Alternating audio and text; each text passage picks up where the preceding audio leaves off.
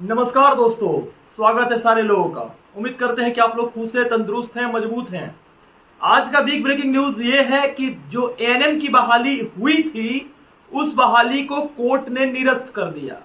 और BPSC TRE 2 में लगातार जो धांधली हुई है, आरा के अंदर पेपर जो खुला था, उसके ऊपर भी आर्थिक अपराध इकाई का टीम का बहुत बड़ी सफलता मिली है। और साथ साथ बीपीएससी टीआरई 3 में जो लोग पकड़े गए हैं, डॉक्टर शिव कुमार जो नालंदा से पकड़े गए हैं, और कंकड़ बाग के तमाम जगहों पे छापा मारा रही है। कुछ दिन पहले 70 फीट में मराई थी, करदिगहिया में मराई थी, रांची में मराई थी, मध्य प्रदेश में मराई थी, उत्तर प्रदेश के लखनऊ और गोरखपुर, कन्नौज, साथ साथ में प्रयागराज, इसके साथ और भी तमाम बड़े क्षेत्रों में यह पूर्ण रूप से छापेमारी की गई है और वहां से सफलता हासिल हुआ है। ठीक इससे पहले बिहार पुलिस की क्वेश्चन जो थी आउट हुई थी। बीपीएससी टीआरई 2 के पहले बिहार पुलिस का क्वेश्चन हुआ था, वो भी आउट हुआ था, और बीपीएससी टीआरई 2 उसके बाद एग्जाम हुआ था। एक तरह से देखा जाए तो टीआरई 2 में इतना ज्यादा कटअप हाई होने का रीजन ये था कि पूरे उत्तर प्रदेश, मध्य प्रदेश और साथ साथ छत्तीसगढ़, उड़ीसा, उसके साथ साथ और भी तमाम राज्यों में, भारत के अंदर तमाम जो 28 राज्य और तमाम राज्यों में ये क्वेश्चन फैली है। क्योंकि आप लोग जानते हैं कि इंटरनेट एक ऐसी माध्यम है जिसके माध्यम से क्वेश्चन इधर से उधर हुआ है।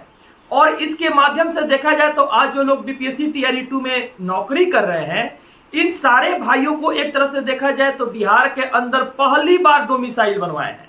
बहुत ऐसे बच्चे हैं जो डोमिसाइल नीति पे बनवाए हैं, तो जिनकी सर्टिफिकेट उत्तर प्रदेश से 10th 12th और भी सारा विषय वस्तु है, डीएलएड है और बीएड है, उनकी डोमिसाइल बिहार में बन चुकी है। और सरकार इसकी जांच नहीं कर रही है कि जो लोग पहले डोमिसाइल बनवाए हैं बिहार में, क्या उसके पहले इनकी आय सर्टिफिकेट या किसी तरह का जाति सर्टिफिकेट या किसी तरह का सर्टिफिकेट बिहार में रजिस्टर्ड है। क्या इनके देखा जाए तो डिजी लॉकर के अंदर किसी प्रकार की बिहार का सर्टिफिकेट है। तो इस तरह से देखा जाए तो तमाम जगह पर घोटाला हुआ है और तमाम ब्लॉक में जो लोग बनवाए हैं, आवासीय जातीय बनवाए हैं, उन लोगों की जिनकी पहली बार रजिस्टर्ड हुई है, जो लोग पहली बार रजिस्टर्ड करा के आए हैं, उनकी भी पुरजोर तरीका से जांच होना चाहिए। एक तरह से देखा जाए तो बिहार में केवल 82 पीजी कॉलेज है और टीआरई 1 के समय पीजी कैंडिडेट की संख्या ना के बराबर थी, और टीआरई 2 में इतनी ज्यादा हो गई कि इसको हम लोग शब्दों में व्यक्त नहीं कर सकते हैं। क्योंकि जितने सारे बीएड डिग्री धारक थे, सारे लोगों ने पीजी की सर्टिफिकेट खरीदा है, और पीजी की सर्टिफिकेट इतना खरीदा है कि एक बार पहली बहाली में लगभग 57,000 पीजी कैंडिडेट का सीट था, दूसरी बहाली में यह लगभग 40 या 45,000 था। दोनों को मिलाकर देखा जाए तो 1,10,000 पीजी शिक्षकों की मांग थी बिहार में, और मात्र 82 को कॉलेज है बिहार में। और बिहार के महिलाएं चाहे पुरुष पीजी करने के लिए किसी अन्य राज्य में नहीं जाते हैं। इन लोगों के माध्यम से लगातार सर्टिफिकेट खरीद बिक्री हुई है और तमाम यूनिवर्सिटी के माध्यम से इन लोगों ने पीजी की डिग्री खरीदी है। और बिहार के अंदर जो लोग अभी एक विकलांग सर्टिफिकेट की बहुत बड़ी चर्चा बनी हुई है, बिहार में विकलांग सर्टिफिकेट जो पहली बार बनवाए हैं उनकी भी जांच होगी। क्योंकि जिनकी विकलांगता की जांच हुई है, उनकी सर्टिफिकेशन केवल एक ही बार बना है। इसकी पहले क्या वो विकलांग सर्टिफिकेट बनवाए हैं? क्योंकि विकलांग जो होता है वो जन्म से ही होता है या जन्म के कुछ दिन के बाद से होता है, तो क्या उसके पहले उनको विकलांग सर्टिफिकेट बनवाने की जरूरत पड़ी है या नहीं पड़ी है? अगर जो पहली बार बनवाए हैं तो क्या उसके पहले उनकी रिकॉर्ड को जांच किया जाए, तो इस जांच में यह पता चलेगी कि इन लोगों के द्वारा लगातार फर्जी लोग जो हैं वो बिहार में आए हैं। और बिहार में देखा जाए तो आरक्षण की मार बहुत बड़ी पड़ी है, क्योंकि जो ईडब्ल्यूएस कैंडिडेट है उसमें एसटी एससी वर्ग के लोग चले गए हैं, और जो ओबीसी कैंडिडेट है उसके अंदर देखा जाए तो ओबीसी समाज के लोग उस ओबीसी समाज में आ गए हैं, एसटी एससी के वर्ग के लोग आ गए हैं, और एसटी एससी वर्ग में भी कुछ लोग देखा जाए तो इधर उधर हेरफेर हुआ है। और तमाम टीआरई 1 के रिजल्ट में अगर उठाकर देखिएगा तो ओबीसी समाज में चाहे ईडब्ल्यूएस समाज में आप देखिएगा तो पासवान जाति का नाम आएगा। मतलब मेरी क्वेश्चन जातिवाद नहीं है। अगर आरक्षण में मान लीजिए कि ईडब्ल्यूएस कैंडिडेट में 100 लोग हैं तो ईडब्ल्यूएस कैंडिडेट को ही 100 लोगों को मौका दिया जाए। लेकिन इसमें मार क्या हुई है कि लोगों को ऑलरेडी और सारे लोगों को बुलाकर सीट में जगह दिया गया है। और बिहार के बच्चे को जिसको रोजगार चाहिए था उसको रोजगार नहीं मिला है। और कट ऑफ डेट टीआरई 2 की ऑलरेडी जो पढ़ाई गई है इसकी भी जांच चल रही है और आर्थिक अपराध इकाई की टीम को सफलता तो लगातार मिल ही रहा है। इसके बाद आपको बता देते हैं कि बिहार में एक तरफ से केस हुआ है। आप एएनएम की बहाली को ही ले लीजिए, तो एएनएम की बहाली में आपको तो मैंने बता ही दिया कि लगभग जो एएनएम की बहाली हुई थी, आप इस बहाली में आपको पता चल गया कि 10,709 सीट पर यह बहाली हुई थी। और 10,709 सीटों में जो नियम थे, आपको बता दें कि एएनएम कोर्स पर 60 नंबर इनको मिलना था। एएनएम जो कोर्स किए हैं उनके कोर्स के अनुसार जो परीक्षा है उस पर 60 नंबर मिलना था और हायर कोर्स के लिए 15 अंक मिलना था। और राज्य के सरकारी अस्पताल में काम करने पर अगर 1 साल आप काम किए तो 5 नंबर मिलना था। लेकिन यह नए मुताबिक से इन सारी चीजों को चेंज करके बहाली की गई।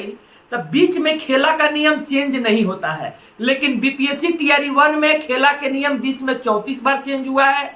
बीपीएससी टीआरई 2 में खेला के नियम लगभग 4-5 बार चेंज हुआ है। आपको मैं बता देता हूं कि जो भाषा आहर्ता की एक बहुत बड़ी केस है वो बिहार के पटना हाईकोर्ट में भी किया गया है। और बिहार में टीआरई 1 के ऊपर भी तमाम केस किए गए हैं बच्चों के द्वारा। और वो केस के बीच के अफरा तफरी में फंसा हुआ बीपीएससी टीआरई 1 टीआरई 2। इतना बार तो लैला भी नहीं बदनाम हुआ था मजनू के प्यार में, जितना बार टीआरई का जो सिलेक्शन प्रोसेस है वो बदनाम हो गई है पूरे इंडिया। तो मैं बता रहा हूं कि अतुल प्रसाद के द्वारा जो किया गया 4 करोड़ का ठगी, जो सोशल मीडिया साइट पर एक पेपर घूम रही थी, आप देखे होंगे, लगभग 4 करोड़ रुपया की ठगी किया गया है। उस पर उनका कोई ट्वीट नहीं आया। सरकार के ऊपर कोई भी कदम, इसके ऊपर कोई कदम भी सरकार नहीं उठाई। मुझे आर्थिक अपराध इकाई के संघर्ष के ऊपर भरोसा है। जो कार्य आर्थिक अपराध इकाई कर रही है, लगातार कंकड़बाग इधर से उधर तक छापा मार रही है। पीजी सर्टिफिकेट की जांच, विकलांग सर्टिफिकेट की जांच, आवासीय की जांच, और यहां पर जो बनी है बिहार के अंदर और भी तमाम लोगों को जो जांच होने वाली है वो जांच होगी। और सबसे बड़ी बात यह है कि बीएड से डीएड में जो लोग गए हैं उनकी भी सर्टिफिकेशन लगातार देखा जाता है, बीएड और डीएड दोनों कोई किए हैं, उनकी भी सर्टिफिकेशन की जांच होने वाली है। तो लगातार इसकी मांग की गई है। और साथ साथ इसकी मांग के साथ साथ सारे विषय वस्तु पर बहुत सारे बच्चे ऐसे हैं जो आरटीआई लगाए हैं और आरटीआई लगाकर इसकी जो निष्ठा है, इस निष्ठा को भी दर्शाने का कोशिश करेंगे। उसके बाद मैं बता देता हूं कि पूरे बिहार के अंदर अभी जो केस का प्रोसेस चल रहा है, इस प्रोसेस के ऊपर भी बात होगी। लेकिन यह केस बिहार को ही नहीं बल्कि पूरे राज्य से आए हुए बच्चे को बीपीएससी टीआरई 1 और टीआरई 2 में एक बहुत बड़ी सबक सिखाने वाली विषय वस्तु प्रस्तुत होती है। क्योंकि एक देखा जाए तो एक ग्राउंड मिल गया सारे बच्चों को कि एएनएम की जो केस हुई थी, 10,706 पद पे जो बहाली हुए थे, बीच में खेला का नियम चेंज नहीं होता है। लेकिन माननीय अब देखा जाए अतुल प्रसाद जी के द्वारा 34 बार नियम को चेंज हुआ और भारत का संविधान देश का 75 साल बाद भी 2800 राज्य में अपेयरिंग कैंडिडेट को जिसने सीटेट नहीं निकाला है, सीटेट के एग्जाम में नहीं बैठा है, उनको कहे है कि पहले तुम बीपीएससी दे दो, पहले तुम मेंस के पेपर दे दो, बाद में तुम प्री देना। यानी अपेयरिंग कैंडिडेट को मौका मिला है। पहले मेंस का पेपर ले चुके हैं, उसके बाद प्री का पेपर लिए हैं। उसके साथ साथ डोमिसाइल नीति को हटा दिया इन्होंने, निगेटिव मार्किंग को हटा दिया, नॉर्मलाइजेशन नहीं किया। इतना बड़ा बड़ा चेंजेज हुआ है। उसके बाद भी अगर बोलना मैं स्टार्ट करूं तो आपके पास अगर देखा जाए तो क्वेश्चन पेपर पर निगेटिव मार्किंग का प्रावधान था, लेकिन निगेटिव मार्किंग नहीं था। ये इतनी बड़ी बहाली स्कैम हुई है पूरे इंडिया में।